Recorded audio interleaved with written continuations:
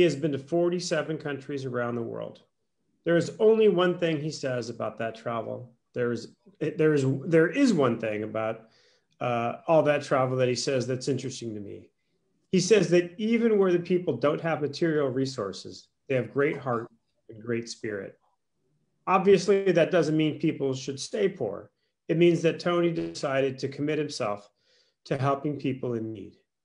In addition to decades of service to the oil and gas industry, to aerospace, and to the military, Tony Warfield is active right here in Paramount. He is vice chairman of both the Public Works Commission and the Paramount Chamber Ambassador Committee. He speaks of his awareness of the need to help the children right here because he feels the system is set up to move them in the wrong direction. He is a man of big ideas and long experiences, and I could probably take up the whole time talking about him, but that's not what we're here for. That's not what he's here for either. He's going to talk to us about some important concepts. I think the main theme might be planning, whether it's saving for things you want to do or making sure you are prepared for when unexpected things happen. He has a presentation and we got some questions emailed to us. So I think he'll try to tackle those as well. So let's get into our presentation. And here is Tony Warfield. Thank you so much, Speaker Rendon. I'm really flattered. Wow, I think I'm blushing right now. I definitely appreciate that, and you're right. The primary reason why this is so important to me, I come from the inner city, and I've had a lot of challenges coming up. In fact, I remember, growing up poor, and when everyone in the neighborhood is poor, you don't realize you're poor until you go to another neighborhood and realize just the contrast between how you live and how others live. And I'm hoping to be able to make some changes to that. We're not going to get everything in this discussion today, but I believe that we can at least open the door to help people have a better understanding of how to manage their finances. So I know you got a lot of stuff going on, so let's go ahead and jump in there right now. Can everybody see my screen? Yes. All right, great. Again, my name is Tony Warfield, and I just want to cover some basic information on personal finance. Let's see here. All right. While we're going through this presentation, I just want you all to keep a few questions in mind. Are our children prepared for common financial challenges? Or if you're a young person with no kids, are you prepared for financial challenges? Do you worry about losing your money along the way? Are you concerned about not having enough money or outliving your income for your retirement? Or are you and your family prepared for the next economic crisis? And we're all just now coming out of the COVID situation, and it's still kind of going on. And a lot of people really haven't recovered from that. So that's a very important point. And let me see here. Oh. So there really is a crisis in this country. It's financial illiteracy. And what exacerbates that challenge is a weakened dollar. The wages are not keeping up. We have limited resources and no economic protections. And unfortunately, a lot of the information that we are getting from our employers is really only to make sure we remain employed, but not necessarily to come out of that employ. So I'm hoping to be able to make some changes to that. The primary reasons I believe that financial education is needed, as I stated, there's no system. When I came out of high school, went straight into the military, started the workforce, at no time did I ever get any personal financial information on how to correctly navigate my financial future. So I truly believe that having this knowledge will help reduce the strain on relationships due to financial missteps or the stresses in the home. It'll also help to better prepare our kids before and after they leave the home. A lot of the challenges that you have in the home are directly linked to a lot of our children going to prison straight from school. And I really would like that to change. It will reduce the number of people solely dependent on government aid. It'll also help to reduce the hardships on working families not taught in the ways of money, reduce the number of people required to work for their retirement, and it'll also help to reduce the wealth gap. So there's a few things I want to be able to show you if I can get this to work right. So we have 4 basic steps to be able to accomplish this. And just like I said earlier, You're not going to get everything from this presentation today, but I hope to be able to share some information that might be beneficial to you. A lot of you and a lot of this information might already be available to you. You might already know most of this, if not all of this. But if there's one part of this presentation that is a little bit different from what you've learned, or I can explain it in a different way to where you can receive it a little bit better and it helps your future, I call that a win. So let's go ahead and jump into that. So step one, manage your money wisely. It's a big step. You know, a lot of people, you know, I remember the first time I saw my first paycheck, and man, I was so excited until I realized it wasn't all mine. It was someone else's first. So you want to make sure you don't spend more than you make, right? You have to remember that you're going to have to pay the taxes. You're going to have to pay, you know, the Social Securities. So you want to look at the amount of money that you have. And if you have a household or you're renting an apartment, you don't want to spend more than 33 or a third of your income on any one thing, like your mortgage or, you know, your living expenses. And you also want to manage your debt, you know, and this is a big deal. Credit cards are big business in this country because so many people really don't know, you know, how to use them. So you definitely want to make sure you're making your payments on time. You want to pay all your bills on time, in fact. But when it comes to credit cards, you don't want to use your credit cards more than 30% because anything more than that, it really adversely affects your credit score. And a lot of us are looking at buying houses right now. Even with the market the way that it is, the interest rates are pretty reasonable. So people are looking, but they're like, well, how do I get my credit correct? I hear that all the time. Well, the best thing is to make sure you're making your payments on time and you don't overuse your credit cards. So let's go ahead and go to another step here. You also want to create an emergency fund. Now, an emergency fund is very difficult, especially if a lot of us have recently come out of an unemployment situation or our income was strained due to the quarantine. But it's a good idea to, you know, add up all your bills for each month and multiply that times 3, 4, 5, or 6. This is long enough to be able to sustain you until you're able to get another job or until you get your family and yourself secure enough financially. You also want to set financial goals. And this is probably the most important thing because you don't want to get yourself back in financial trouble again. So you want to figure out what you're going to do in the next 6 months, year, maybe 2, up to 10 years. And then you want to decide what exactly that you're going to do to be able to make that happen. You do that, I think you'll be in pretty good shape. So let me go ahead and summarize this because I want this to be the first thing. This is the biggest step, and I want you to understand this is the most important one. You don't want to spend more than you make, please. You want to manage your debt, you want to create an emergency fund, and you want to set financial goals. You do that, I think you'll be aces. So before we go to step number 2, did you know your financial health can affect your physical health? It is a good idea to take a serious look at your current financial status. Your financial health may be due for a checkup. It's better to know. You know, I've met a few people. I got a story about a gentleman. He makes a couple $100,000 a year, and he really doesn't know his financial situation because he's constantly getting payday loans. How do you get a payday loan when you make a couple $100,000 a year? Because he just doesn't know his financial makeup. So being able to have that information available to him will probably help him, you know, do a lot better in keeping some of the money that he makes. So let's go ahead and go to step 2. You want to protect your income and your family. You know, a good question I hear is, how do you provide for your income in the event of a family member's unable to work due to an illness? Well, I have a better question. What are living benefits? So, you know, me being a life agent, a lot of people don't really understand what living benefits are, but living benefits are basically just a way for you to get some money while you're still alive to keep you alive. It's just that simple. You know, and the insurance companies today, they do have financial products that actually can help you, and you can earn an acceleration up to 90% of whatever the face amount of your life insurance policy is. And if you are to recover that money that you got from the life insurance company, is yours. You keep it, you can use it, you can invest it. And of course, because it's cash on hand, it's an asset. And that asset is a perfect segue into step number 3. So you want to accumulate assets. And just like I was talking about the gentleman before, it's not how much you make, it's how much you keep. So here's a question. How can you create and reach a practical retirement goal? And of course, I love better questions. What is your biggest financial asset? Now, when I ask that question of a lot of people, they always say their house, right?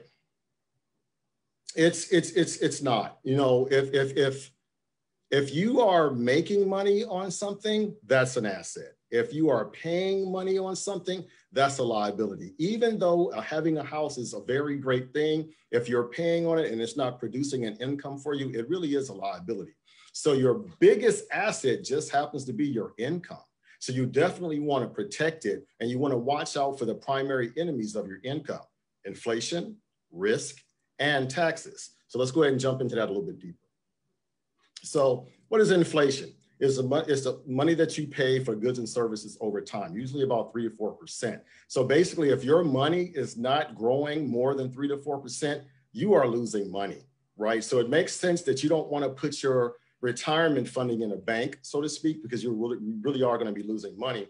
But the money that you would have in the bank would be for your emergency fund, because you want that money liquid. So if something were to happen, you can access that money quickly. You might also be looking at, you know, stock market or index accounts, but we'll be talking about that a little bit later. So it's a test. It's always a test. I couldn't wait to get to the test, right? So as I stated, you want to outpace inflation. And a lot of the conversations that I have with people, they just don't understand how interest works. So there's two primary types of interest. You have simple and you have compound, right? So with simple, say you have about $1,000 as you see here, and you're just earning money on the principal every year, another $100, another $100, $1,000, $1,100, $1,200. But when you have compound interest, you're actually earning interest on the principal as well as the interest. So you can see after the first year, you got $1,100 and then $1,210 and $1,331, which is great. So here's the test. If you can earn money, if you can earn interest on your money, which one would you rather use? Simple interest or compound interest? Now, I'm sure everyone's raising their hand for compound interest. It makes sense. And you want to make sure you have the highest interest rate possible when you're making money. But when you're paying it, you definitely want to have the lowest possible interest rate. Believe me, it's important. So in order for you to determine how fast your money will grow, we use what is called the rule of 72, right? So basically, you're going to divide whatever your interest rate into 72. So if you had, I don't know, an interest rate of 10% on your account, that means your money is going to double every 7 years. That's great. But conversely, you know, your mortgage company and your auto, whoever you have your auto loan with, they're also using compound interest. So you can imagine if they have a 3 or 4%, that's not too bad. But if you have an unfortunately high credit score, that means you might have a 14, 15, 20% interest rate. You can imagine your the money that you owe is going to double every 3 to 4 years. And that also includes your credit card. So you definitely want to watch out for those interest rates. So let's talk about risk. You know, it's a big risk for you to be doing a lot of things, driving cars, especially if you live in California on 405. But I have to tell you, you don't recover from losses. You know, you don't recover your losses, you recover from losses. And I want that to be understood, because once you lose money, it's lost. You might get more later, but you can't regain the potential of the money that you already lost because it's gone. So basically, don't lose. So let me help you understand that. So say you got about $100, right? The market goes up 50%, you know, now you're at $150. But if the market goes down 50%, you don't go back to $100, you go to $75. So in order for you to make that up, you're going to have a significant amount of increase. So, you know, when you look at the stock market, it provides great yields, but unfortunately, I don't know if you had a chance to see what the market has done over the past few years. I remember when I first got started out financially, it was about 2000, and I was a day trader, and I did very well. And unfortunately, I didn't learn how to protect my money. And I ended up losing 50% of my money. And then 2008 comes around and another 40% hits me. So I basically double dipped on the losses. And let me tell you, it's hard to recover that, especially when you're, you know, getting a little bit older. So you want to start looking at accounts that have a little bit less risk, like index accounts. And we'll talk about that a little bit later as well. So unfortunately, with every financial discussion you're going to have, taxes are going to come up. You know, taxes are probably the biggest liability that you're going to have in your life, if not the biggest, you know, of anything that you do in your life. So I have a question for you. If you had to pay your taxes, say your money was a garden, right? Would you rather pay taxes on the seeds of your garden, or would you rather pay taxes on the harvest, right? So let me break that down a little bit closer. The money that you make at your job, you pay your income taxes, right? You get that income tax check every year, or you might get a refund, or you might have to pay a little bit more. But that money is being taxed right now, right? But you also might have a retirement account, like a 401k, a TSP, a 403b. And those accounts are really great. I'm not knocking on them at all. In fact, if you have an employer that's matching your contribution 2%, 4%, or 6% or more, you definitely want to put that money in that account, because that's 100% return on your money. You want to get that, but you don't want to overfund your 401k, because basically you're going to be losing money at some point, especially if the market were to go down. So you also have a great concept called tax never, right? So tax never means you're going to be using after-tax money to be putting into a Roth IRA, some bonds, maybe a college savings plan. But I don't want you to sleep on cash value life insurance, because that has index accounts that will really help you grow your money without suffering any losses. So while we're on the subject of taxes, here's a special announcement for a lot of, I'm about to turn 50, so this actually matters to me. So the IRS has changed a couple of rules about your Social Security payments. So you can see that if you take your money out before you're 59 and a half, you're going to incur a 10% penalty plus whatever taxes that you have to pay depending on your current tax bracket. So, there are other options that might be able to work for you. You might be able to, borrow against some of your money in other accounts, but do not take that money out of your retirement fund and just take it out, because you will be taxed heavily. And on the other side of your retirement, the 70 and a half rule has been changed to the 72.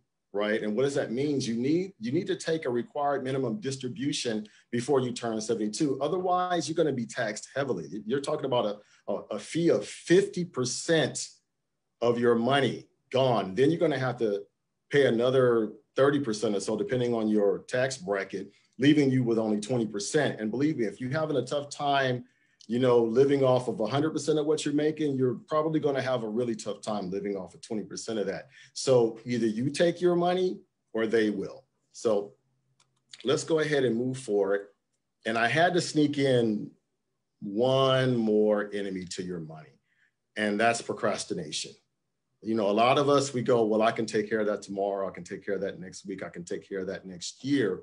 But as the years go by, so does the time that you have to be able to accumulate the money that you need for your retirement. So let me jump out of here real quick. I want to show you something. Let's see, I'm going to go right back in again. This is a retirement calculator that I use to help. It actually helps me a lot, and I won't spend too much time on this, but I'm a saver, right? So being a saver, I want you to see exactly what your money can look like over time if you were to save some money, right? So let's go ahead and say you're doing okay. You got about a couple $100 you can put in your savings account, and you're a young person, 20, 30, 40. You want to go ahead and save that money, let's say about 35 years. And a lot of us, we actually have our money in the savings account. So I saw one get as high as 0.8%. So we'll use that. We're not going to start off with anything, but I'm not going to increase the money. But we always have to pay taxes. I told you the taxes are going to come up. So let's go ahead and put 36% there.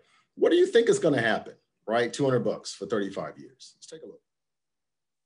$92,000. Not too bad for $200, right? But remember, I told you that the IRS, they want to take the money from you on the harvest, not the seed. So what happens, right? That's a big chunk of your money. It's true, right? So you definitely want to watch out for that. But what happens if you put that same $200 in an after-tax account? A little bit better, right? Now, I agree, you're not going to be able to retire on $100,000. But as I stated earlier, it matters where you put your money. So there are actually accounts that are out there that do better than 0.8% for your savings account. They do better than even inflation at 4%, right? Right now I have an account that's doing about 7.3%. I actually have a colleague that did about 26% last year. So let's just round it up for me and just say, instead of it being 0.8%, let's just say you have your money in an account that's earning 8%, right? Let's take a look at what that does for you. Significantly better, right? So you have $237,000 that, you just put 200 bucks in there for about 35 years, right? Let's take a look at your, pre-tax $300,000, but look what happens when you take a look at your post-tax. Almost $500,000. Now, you understand this is money that you set aside. This money is in addition to your 401k or your retirement fund, your Social Security, or any other sources of income you have. And that actually looks pretty good. But remember, we were talking about procrastination, right? So if you're looking at, 35 years, and say you decided you're going to wait, right? Say you just want to wait 1 year. And instead of having 35 years, you only have 34 years in time, right? What is that? 1 year, 12 months, 2,400 bucks, right? So you'll only be losing $2,400, right? Not quite, that 461 is now 424. So now that's about $40,000 that you've lost over time. So by every passing year, maybe you want to take 2 years off, right? It gets significantly lower by every year that you don't save. So let me go ahead and put this back here, because there's something else I wanted to talk about. I wanted to talk about the wealth gap. So we always see that the rich get richer, and we never really know how, and unfortunately, every last one of us are going to answer God's call. All of us are. So if you have this money, accumulated in your account, and say you decide that you're going to leave this to your grandkids or your children, say you go ahead and you leave them half that, just $230,000, right? And because they learn from you, they're going to be saving that $200, and they're going to get the 8%, and they're going to do it for 35 years. What do you think that'll look like? A lot, right? So after taxes, because this is after tax money, $4 million, right? How would that change the financial trajectory of your family, right? If I had this opportunity to give to my children back before I had my children, where would I be right now? So I just wanted to be able to share that with you. Let me stop sharing. And I'm going to jump right back in again, back to the presentation. All right. So basically what I'm saying is procrastination it can't help you. There's no way that it can possibly help you.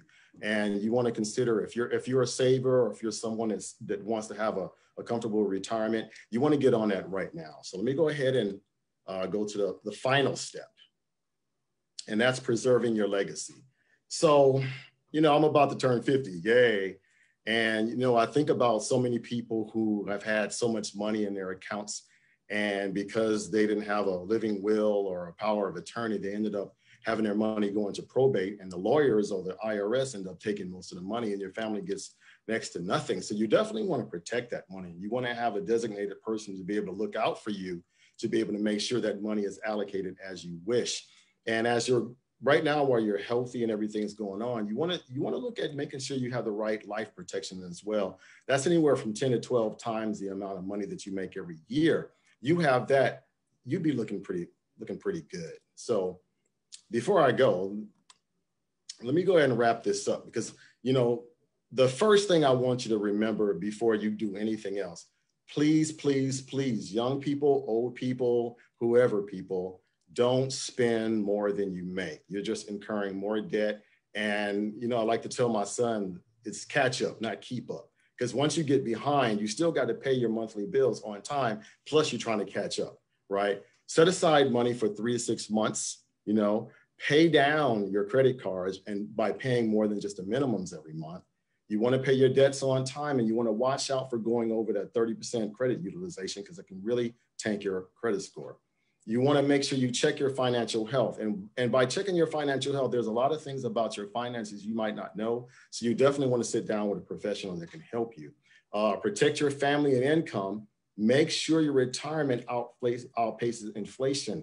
A lot of us, we don't know what accounts are out there that'll help us make more than that 3 to 4%, but they're out there. So you definitely want to talk to somebody that can help you with that.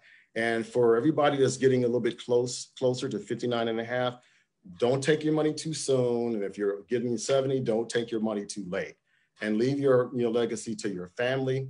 And of course, email me if you have any questions. I'm happy to answer them. I'm always here to help. My goal is to make sure our families and our children primarily have the futures that we wish we had. Some of us just, it might not have worked out for us, but we still can do what we can to make sure our children have the opportunities that we may not have had. So with that, I have to say a super thank you to Speaker Anthony Rendon and his staff and all of you. This is an opportunity for me to be able to present this information, and hopefully, it'll spread around and get people more curious about it so we can start taking care of our families. And with that, I'd like to open the door for questions. And I'm gonna stop sharing here. All right. Okay, thank you, Tony. So we're gonna go with the Q&A. I do notice somebody did make a question on our chat box, which we'll actually answer right after this first question that someone sent to us via email earlier this week. So the first question, and I'll also put it on the chat box, Tony, it goes as follows. So it says, are credit cards okay to use, or should I aim to not use them at all and only pay cash? Yes, credit cards are good to use. Credit cards are probably the best tools for building credit, but they're also the best tools for destroying your credit. So that means you're going to have to be very disciplined whenever you use your credit cards. You have like a cell phone every month, your light bill, gas bill, any recurring bills that you have to pay, whether you want to or not. It's a good idea to use those credit cards for that, because what that does is it increases the number of on-time payments that you have, which actually strengthens your credit score, right? But if you have the credit cards and your balance is zero every month, there's nothing for you to pay. So you're not increasing the number of payments you have on your credit card. But like I said before, it does require you to have a lot of discipline. So my recommendation is for you to use the card, but definitely use it wisely. Thank you for that, Tony. Okay, so I'm gonna honor one of the questions here. Let's see. So somebody said, it's on the chat box. And it says, where is this 3 to 4% inflation figure coming from? There are so many inflation numbers being thrown. It would be nice to have a general rule of thumb, inflation value. Okay, that's actually a really good question. That 3 to 4% is actually, if you look at the trending over the past several decades, that's where it comes from. It's just an average. 1 year it might be 5%, another year it might be 1%. But if you were to trend it over the past 10, 20, 30 years, it's averaging about 3.2 to 4%. Got it. Okay. We also got another question. We actually got 2 questions now, but I'm going to honor the first come, first serve basis that we got via email. Okay. So the second one is, and then we'll go to the next ones on the chat box. The second one is, and I feel like you've already answered this, Tony, but I think maybe you can expand on it a little bit more. After paying off my credit cards, is it recommended that I save my money, or should I use my saved money and invest? If I do invest, where is it recommended that I invest in? Okay, that's actually it's a good question, but it really depends on your level of comfort, right? So for me, the first thing I'm going to tell you is, do you have an emergency fund set up?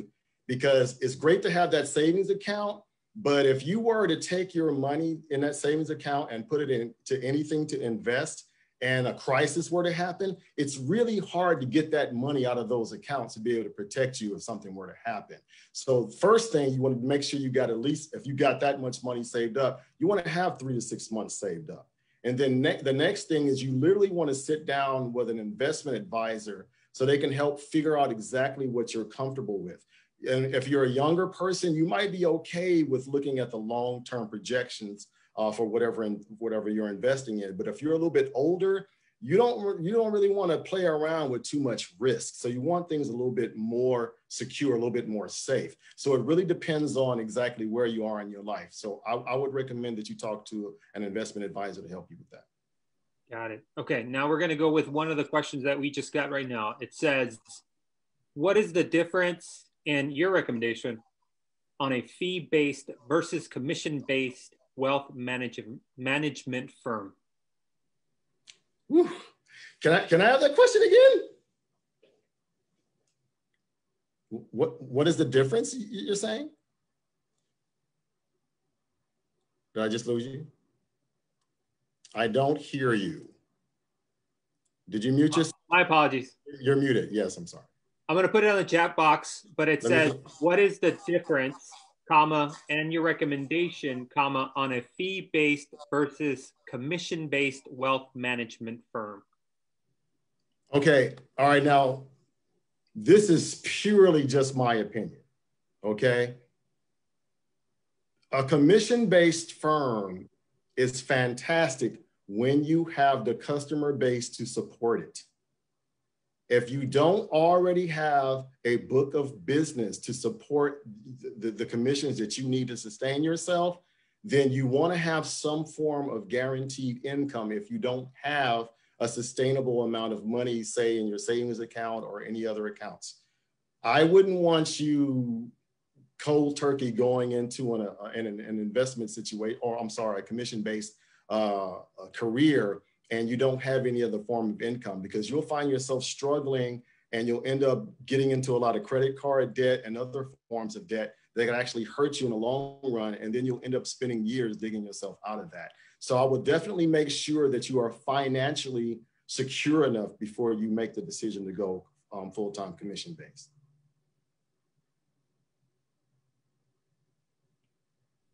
Got it. Okay, now we're going to go back to the emailed questions before we go to our second online question. Okay, so this is the one that I shared with you earlier. Okay. A constituent wrote, should my boyfriend and I create a dual account, or should we have a separate accounts? I really like that question because I have two daughters. That is a personal question, and I believe in being safe, right? If you're in a relationship, I don't know anything about your relationship. I don't want to say either way how the relationship is going, but like I said, I believe in certainties, and personally, I would wait until I was married before I started linking accounts, because I remember being a younger person. You know, you're kind of in the wind. That might have just been me, but you know, having joint accounts is really some form of a marriage, right? So if it's going to be a financial marriage, if you remember back to one of my concerns about, you know, having financial education in the first place, is because of the strain that financial challenges put on relationships. And I do believe that if you link that account and something were to happen, I think it will actually cause more problems than it will solve. So I would consider rethinking that unless you guys are moving forward to getting married. That's just my opinion. Got it. Okay, second question we got here is, do you have suggestions to pay down student loans and credit debt that someone incurred during irresponsible times during college years? Wilt's balancing bills. Yes, I actually have a pretty good answer for that. Be more responsible. And I don't want to sound harsh about that, but you know, my brother, he's 48. And one of the biggest challenges I have with my brother, I love him, but he really loves Starbucks. And, you know, if you imagine paper cuts, you know, one paper cut hurts, but you don't bleed to death from it. But you get enough of them, it could hurt you. So he goes to Starbucks like every day, and he's spending anywhere from $5 to $10. No, when I say every day, I mean every day for 30 days, right? So you're looking at anywhere from $150 or more. So a lot of times we don't really realize that we're bleeding ourselves by some of the habits that we make. So I would, and if you really are serious about, you know, reducing your student loan debt and your credit card debt, we do what is something called a personal financial checkup, right? And what we do is we actually examine exactly your spending habits and help you identify areas that can be worked on, you know, and a lot of the areas will help identify a budget structure that could help you maintain a certain amount of money for you to be able to take care of that credit card debt. Because you understand that as long as your FICO score is over, you know, your FICO score is under, you know, 680 or so, you're really overpaying for almost everything. So you definitely want to get that managed, even if it means that you cut back on some of your comforts. You know, it might be a bit of a struggle in terms of your comforts, but you're talking about saving yourself a lifetime of financial pain if you just endure that just for a little while. Great. Okay, so we've received 2 additional questions, but we're going to go to the email questions again. Okay, this one is a little lengthy, but I'm gonna read it through and I'm gonna add it on the chat box. It says, when should I start thinking about buying a home? I currently pay 25% of my monthly earnings to rent. I feel that buying a home could set me back instead of helping me move forward. What is it recommended for me to do? So let me read that again. When should I start thinking about buying a home? I currently pay 25% of my monthly earnings to rent. I feel that buying a home could set me back instead of helping me move forward. What is it recommended for me to do? Okay, so I like that 25% that you're paying on rent. If you remember back in the earlier part of the presentation, I recommended that you don't want to spend more than 1/3 of your income on household expenses. That includes the rent, or in this case, the mortgage. If you're concerned about it setting you back, that's a good concern because that means you're aware of your financial situation.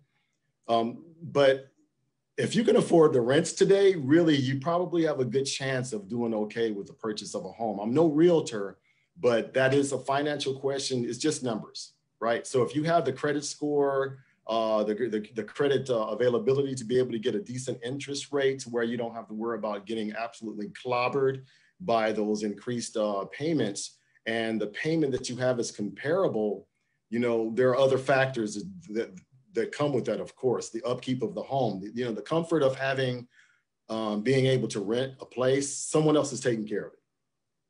It's true, right? But when you own the house or the bank is allowing you to own the house, the upkeep of the house is up to you. So you're going to be paying additional bills like the water bill and other bills like that could actually impact your overall household income. And probably the most important thing about that, if you look at the employment situation in this country, if, you know, no job is secure, right? And I don't know if you're working or not, or if you have a business or, you know, but if your income is pretty steady and you can still get away with, you know, whatever mortgage payment plus all the debt that you incur, the insurance and the taxes and everything, if that still hangs out around 1/3 of your income, I would seriously consider getting that house, because at the very least, you know, you can get a credit on your taxes by paying your mortgage because of the interest that you're paying on that mortgage.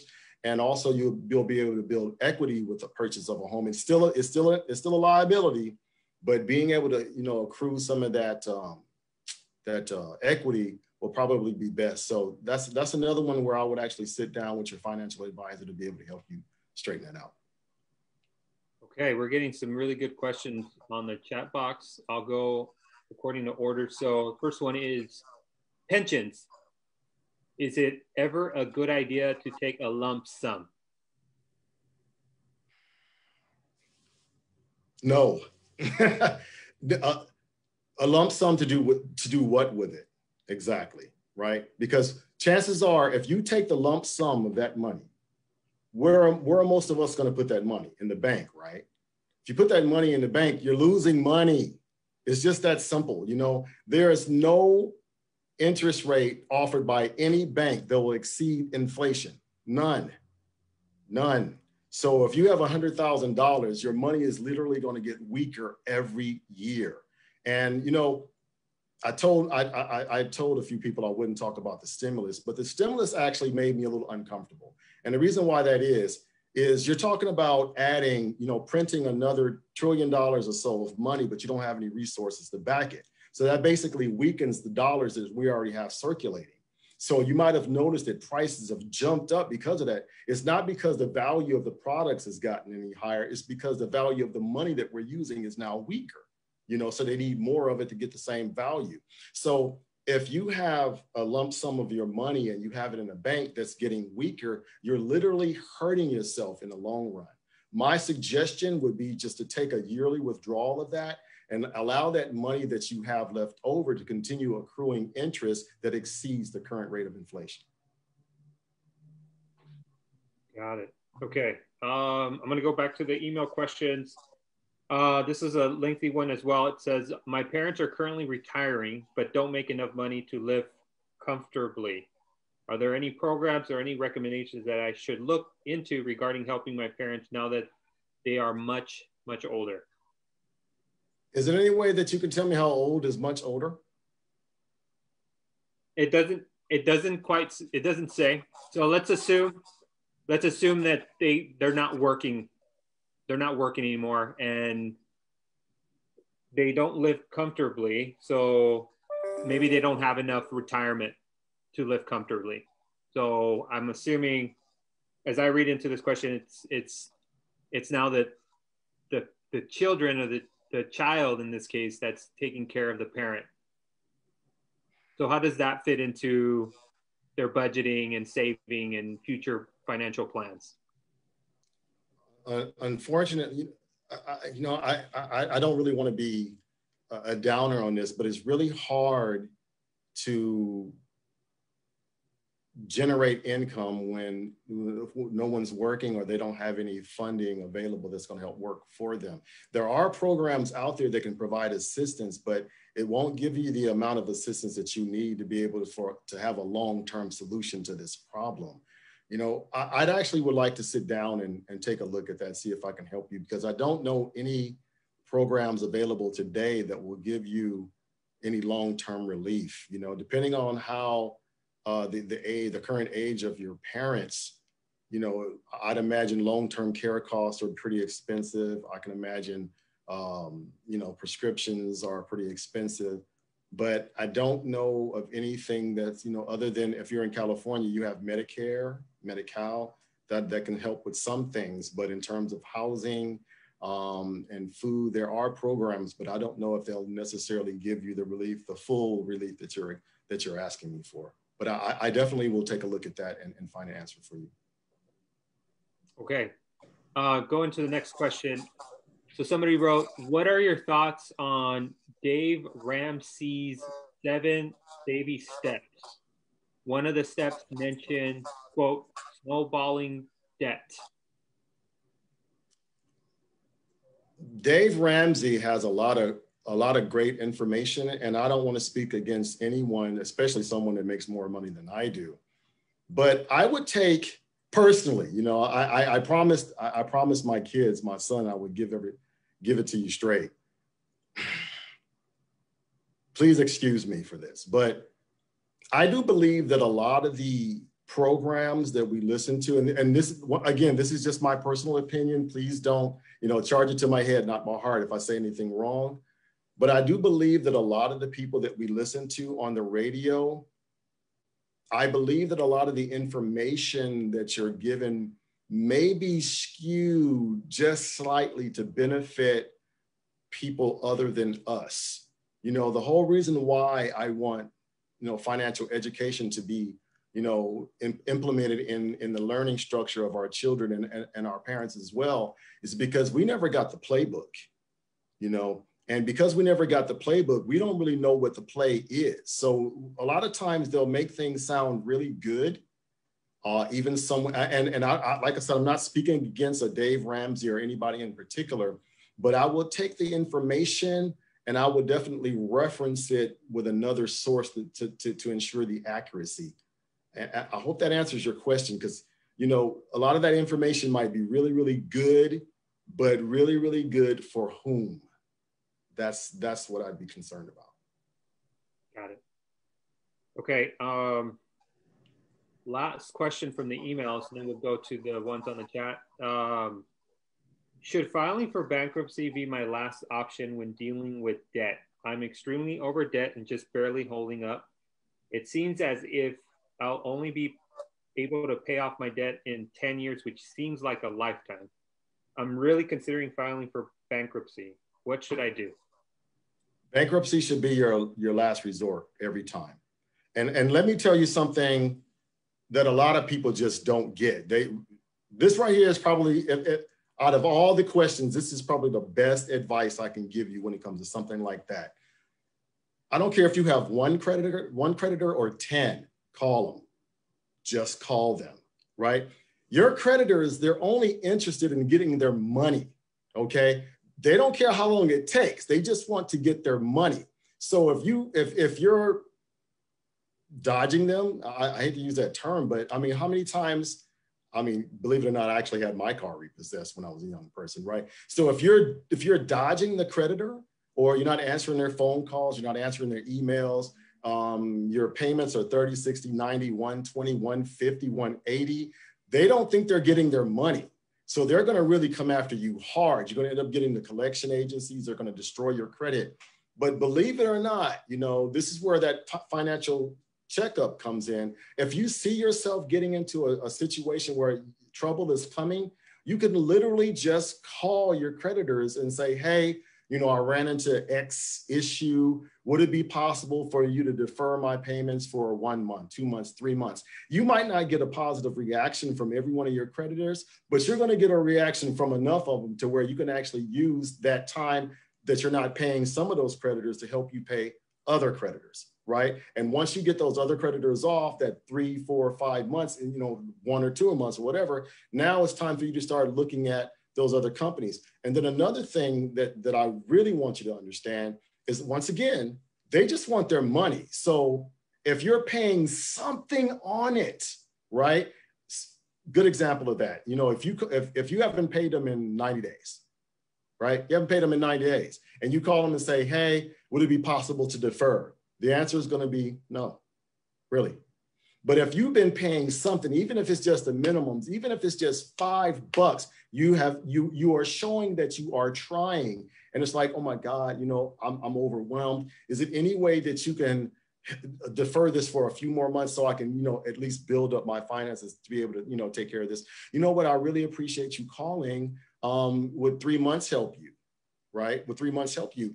You might need 6, but 3 months is better than nothing. And it's certainly better than them coming after you right now. So the easiest thing you can do before you start considering bankruptcy is just call your creditors. Just call them and try to establish some kind of a payment plan. Even if it's just interest only, you're paying for 3 to 6 months, at least you're paying on something, and you're showing them that you are, 1, are accountable, and 2, that you really want to pay that debt off.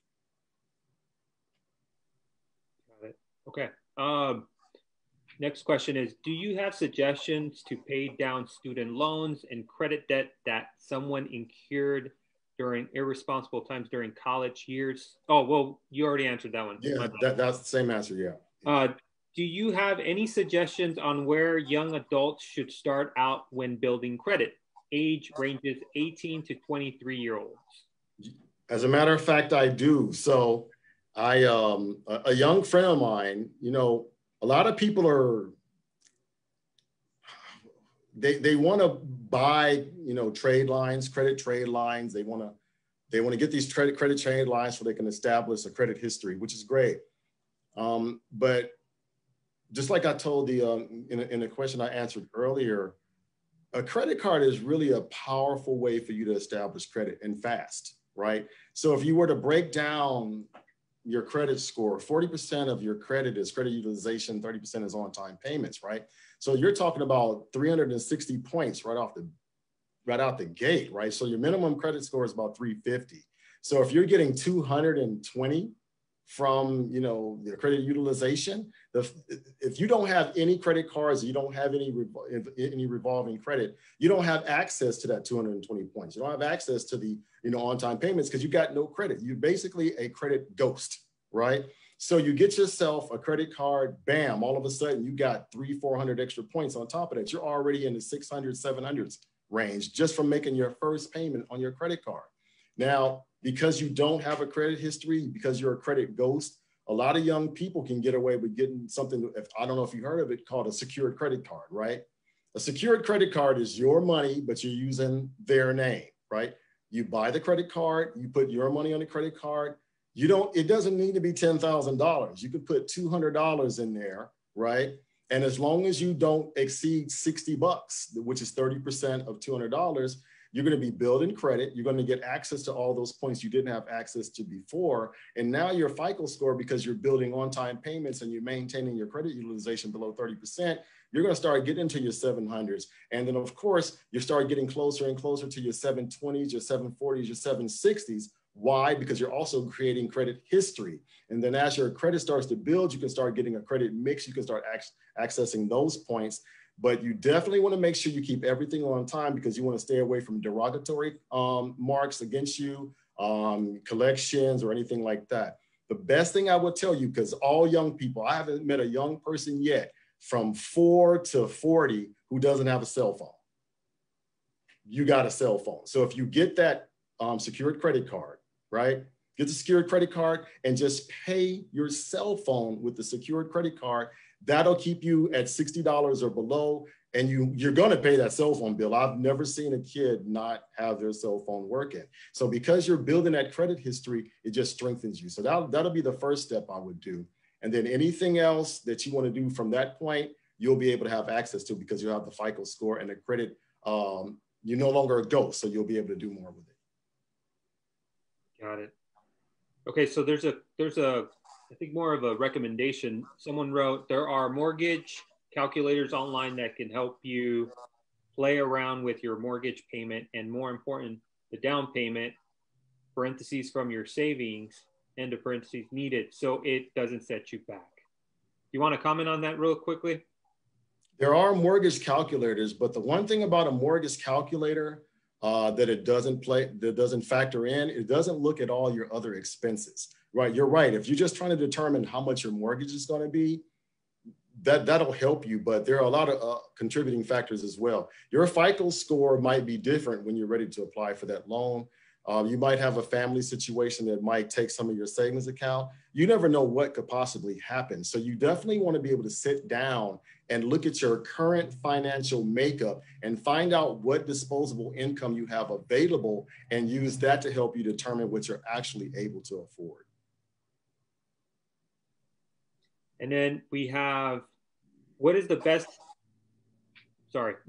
a low interest rate for buying a home? So I'm not a realtor, right? But I actually have a couple of answers to that, right? So for the banks, the best possible, from what I can see, and talking to a lot of the realtors, the best mortgage that the bank can give you for the bank is a 30-year loan, right? Whether it be fixed or variable. And the reason why that is because for 30 years, it's going to take you 18 years before you can even break even between principal and the amount of interest that you're paying. So the bank makes a lot of money on that. Right now, I thought I saw 2.188, and it's usually a good idea to add about a half a point on that. So maybe 2.6, but if you look at the housing market right now, houses are pretty expensive. And I know the urgency because rent is very expensive as well. But as the housing market, if the housing market goes down at all, as the housing market goes down, you can expect those interest rates to go up. So it's really kind of like a when to jump in, when to jump out situation. But if you can afford it, there's a couple of things you can do. You can get a 15-year mortgage, or you can get a mortgage less than 30 years, or you can actually go ahead and, bite the bullet and get that 30-year mortgage. And if you have some additional income, you can go ahead and make extra payments, right? And those extra payments go primarily to your principal, right? And then here's another thing, depending on some of the accounts that are out there, you can actually have, say, $10,000, $15,000 in your savings account and have that be connected to your mortgage account and be credited for that $15,000. So say your mortgage is $250,000, but because you have $15,000 in your savings account, now your mortgage looks like it's $235,000, which means you pay less money on your interest. And you're muted again, Mr. Landon. Thank you. All right, we have time for just one question, but I think you've already answered this last question, but if you could say it very succinctly, and I'm going to tie it in with another question, which is very straightforward as well. So what is the best type of account to hold the 3 to 6 month emergency fund? And lastly, do you have a book available or a website? Okay, yes, I have a website, and I'm still working on the book. Thank you for asking, by the way. That's really cool. And yes, I really appreciate the question about the 3 to 6 months, because it's extremely important. You want that money, say, man, something happened. There's always, I got kids. They always need money. They call me right now. If your money's tied up in an investment account, an insurance policy, or something that has long-term growth, financial growth benefits, chances are it's going to take you at best a week to get that money, but they need that money right now. So the best place that I know that you can put that money, other than your mattress or a safety deposit box, which I don't recommend, really is the bank, and unfortunately, you're not really gaining that much, 0.6, 0.5%, but at least you can go to the ATM and grab $1,000 right now, or go inside the bank and grab the entire sum of your savings immediately. Okay, Tony, any last comments before we close it off for this evening? Yeah, actually, I have a couple of them. I appreciate all the questions. I'm really excited about that, because it helps to prove that there's really a need for this education. I think about a lot of the young people that, from my perspective, go out into the world as adults unarmed, and they're, imagine you going to college, and you got all the predatory lenders there, the credit card companies, all there trying to get you all these credit cards so they can get you in debt. So now you got to deal with student loan debt, you got to deal with credit card debt, and you find yourself not really being able to live the way you want to. So being able to answer these questions, and hopefully, you're an earlier part of your life, and even if it's a little bit later, it's great. You get a chance to, find out exactly how you can navigate through your financial future. And if it helps you, I'm excited about that. So thank you very much for all the questions. And thank you for the opportunity, Mr. Speaker, for allowing me to be here today. Thank you, Tony. And again, we want to thank everybody for joining us this evening. This event also being taped and viewed on Facebook Live on the speaker's Facebook page. So you can also tune in there. If there was something that you missed earlier today, you can view it there. And we will be following up with an email, a thank you email, as well as an email with Tony Warfield's contact information if you wish to reach out to him as well. So again, thank you for your time. Everyone have a good evening. Thank you, everybody.